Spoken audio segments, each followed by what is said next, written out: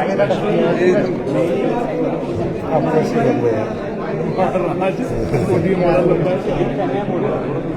आज कर्मचारी चयन आयोग को लेकर के आपने बड़ी बात कही है कि 3 महीने के अंदर जो विजिलेंस में मामले फंसे हुए हैं, जो पेपर लीक के मामले हैं, वो पूरे हो जाएंगे। सर, क्या है सर?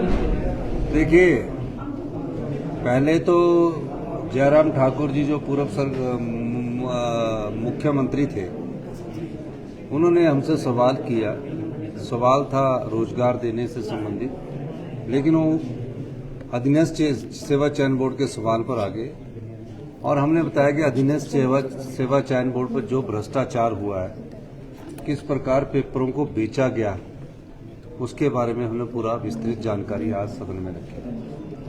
तकरीबन 339 के करीब, जिनमें कोई रिजल्ट को हमने डिक्लेयर कर दिया है और बाकी वेटनरी फार्मेसी है और जो 3 है वो लोक सेवा आयोग के पास उसकी डॉक्यूमेंटेशंस की वेरिफिकेशन हो रही है और जल्दी उनके रिजल्ट निकल जाएंगे। जिन 9 केसों में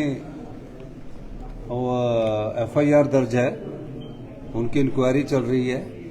उसके अलावा जो और 13 पोस्ट कार्ड है, उनकी हम जिनकी इंक्वायरी नहीं है, उनको 3 महीने के अंदर हमने निकालने के लिए कहा है।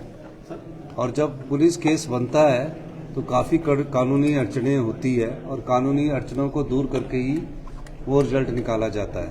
नहीं तो कहीं ऐसा ना हो कि कानूनी अड़चनों में फंसकर पीछे जो ओम प्रकाश चौटाला जी की जो अपनी पार्टी थी, उन्हें क्यों सजा हुई थी पता है? उसमें JBT में घोटाला हुआ था और उन्हें सजा हुई थी। तो हम पूरी कानूनी प्रक्रिया से बाहर निकलकर उस संदर्भ में युवाओं के साथ जो भी न्याय होगा उसको कर रहे हैं।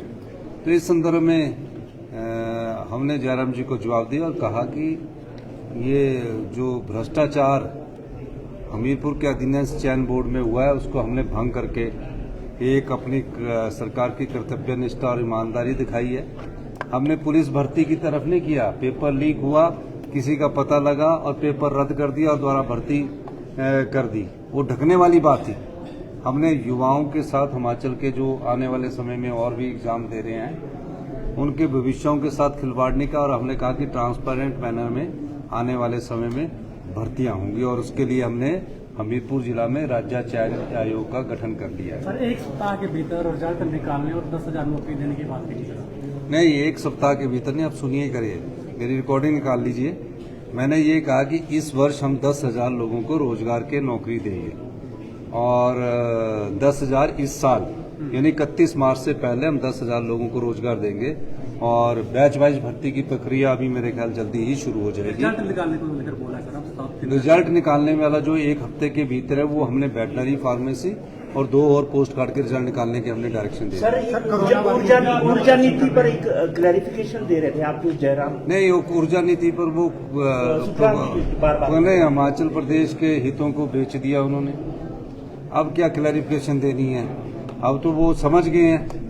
जब हमने उठ कर कह रहे हैं कि सुन्नी, लूरी, धोला सीट, डोगरी प्रोजेक्ट में हिमाचल का जो अधिकार था 12% फ्री रॉयल्टी का, उसको उन्होंने नहीं लिया और उसके साथ 12 से 30 साल में जो हमको 18% मिलनी चाहिए वो नहीं लिया। आज तक ऐसा नहीं हुआ कि 12% को डेफर किया गया हो। 12 से बढ़ाने की बात सभी मुख्यमंत्री ने की है, चाहे शांता कुमार जी थे, चाहे वीरभद्र सिंह जी थे, चाहे धूमल साहब थे। पहली बार ऐसा हुआ कि हिमाचल के लोगों के अधिकार जो है 4% इन प्रोजेक्टों में रख दिए कि हम 4% पहले 10 साल में रॉयल्टी रहेंगे और 10 से 25 साल में फिर 4 से बढ़कर 8% हो जाएगी और 25 से 40 साल में फिर 8 से बढ़कर 12% हो जाएगी। और उसके बाद 40 साल बाद जो प्रोजेक्ट हमको आना चाहिए था वापस, उसको कह दिया कि लाइफ लॉन्ग उन्हीं के पास रहेगा, उसमें से हमारे को 25% फ्री रॉयल्टी देगी।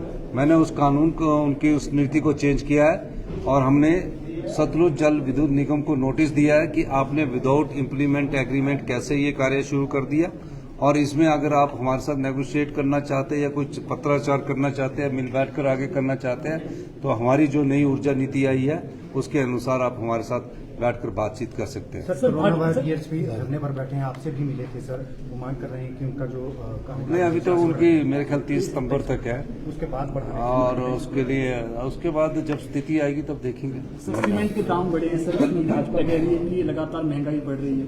देखिए, सीमेंट के दाम जो बढ़े हैं उसकी भी मैंने बोला कि कैसे बढ़े, उसके बारे में पूरी जानकारी प्राप्त की जाए। धन्यवाद। Thank you, sir. Thank you.